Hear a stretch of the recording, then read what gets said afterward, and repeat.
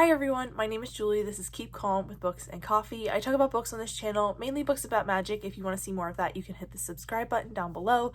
And today we are going to be reviewing the Winternight Trilogy by Katherine Arden, and the first book in that series is The Bear and the Nightingale.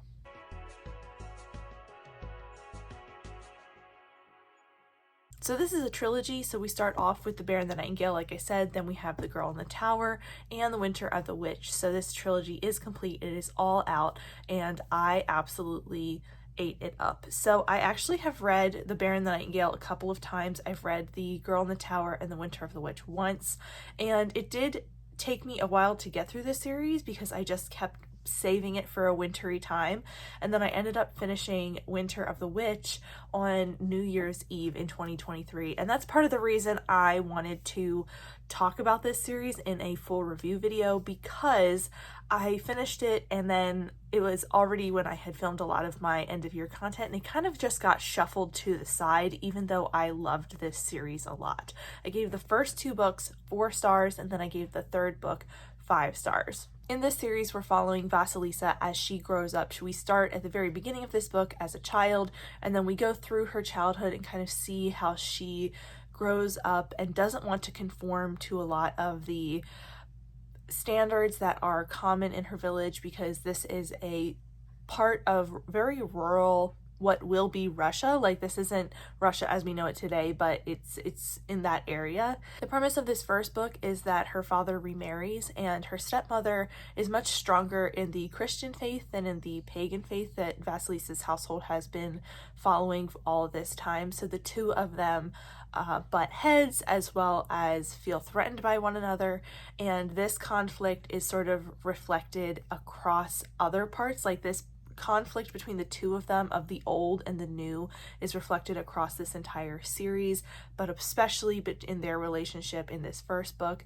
This first book really feels like a fairy tale, a dark fairy tale, because there's so much oral tradition within the story, and you just really see how Vasilisa is, using these older tales and being influenced by these older stories. And Vasilisa is young, she is wild, she has this ability to see and communicate with the old gods that others don't have, and this sort of struggle that's going on within her village and across her country and area is the struggle between paganism and the Christianity that is coming in and starting to influence the area. So Vasilisa, something I love about her is that she doesn't want to get married or go to a nunnery, but she doesn't have a path picked out either. She doesn't know what she's gonna do to avoid those things. She doesn't have it all figured out, but she knows those aren't the things for her,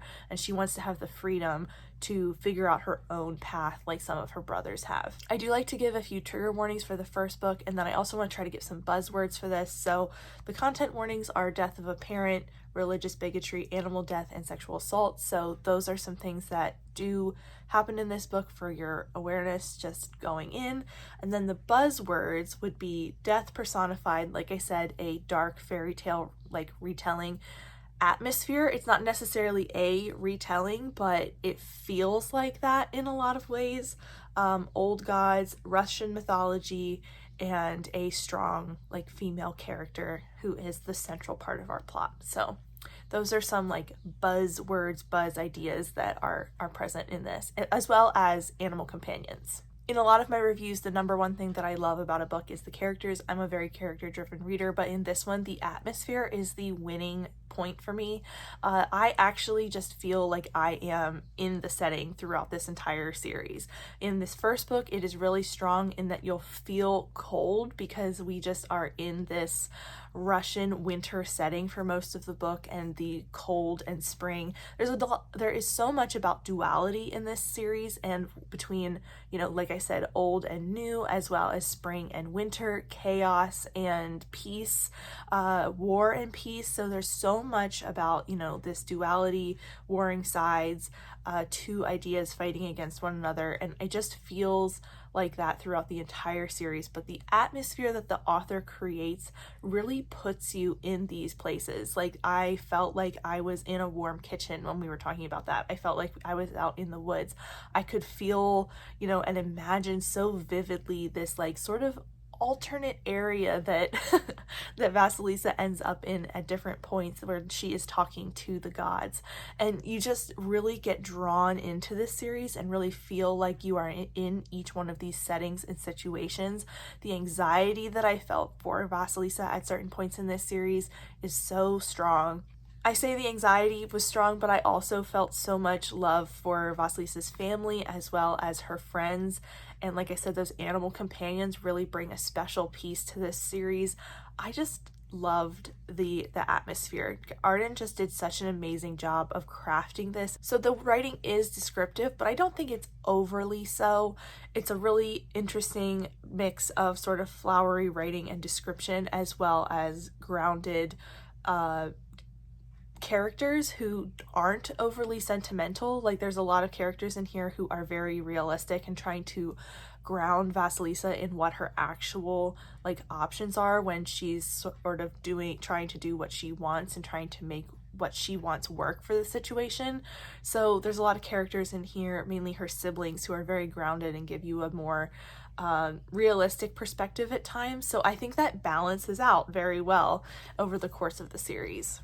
Something I do want to mention that some people I know have been put off by is that there are multiple names for each character in this book. So we have Vasilisa, she's also called Vasa, and then there are familiar names between, you know, her family members. People call her like sister in Russian and stuff like that, as well as she has a full name and a shortened name, and it's very like there's a proper setting and a familiar setting, as well as nicknames and such. So there's just a lot of names flying around for our characters. So that's something you might want to be aware of if you think you'll have either trouble keeping track of that or something that would annoy you about this book. That might be something to keep in mind before trying it, but it is present throughout the entire series. So you do kind of get familiar with what people call each other, but it is a bit confusing sometimes if there's a lot of people in one's place. The only other thing I really want to mention as a critique of this book is that I think the first and second book has lulls in the pacing. The third book has to do a lot of heavy lifting in wrapping everything up and keeping us moving towards that ultimate end point. So I don't think there's as much of that in that book, but in the first and second book, there are moments where I was just like, the pacing has slowed down. I noticed a lull in it all, and I had to kind of push through. Even though I was really enjoying the world and the characters and the ideas, the pacing does get a bit muddy in the first and second books. But that, like I said, that third book just really pulls a lot together for us. So even if you love this first book, just know that the second and third are a bit different because we have different end goals and different focuses. Like, I would say in each book, our focus gets wider and wider, from Vasilisa's home village to Russia to the world. Like, you know, we just keep getting further, zooming out further and further with our focus on that duality as well as the balance and kind of between what Vasilisa has to save, quote unquote, because she has to kind of keep focusing larger to help solve this bigger problem that is started in the first book. But anyway, this is a series that I really enjoy and I would definitely reread. I definitely recommend it for the winter, but it's also just, don't save it. I kept saving it for different winters, hoping I would read it, and I really wish I hadn't. I wish I had just read it and enjoyed it whenever, because I think Catherine Arden can transport you to that setting really well no matter what time of year it is. But that is my review for this series. I hope you enjoyed. If you have read this series, please let me know down below and what you thought of it. If you are going to start it, you can also let me know that. If you have any thoughts or feelings or want to share anything about the books that I talked about today, you can tell me down there. And if you aren't feeling chatty, you can just leave me a bear or a snowflake emoji, since this is a very winter focused series. And that is it for me today. Thank you so much for watching, and I will see you next time. Bye.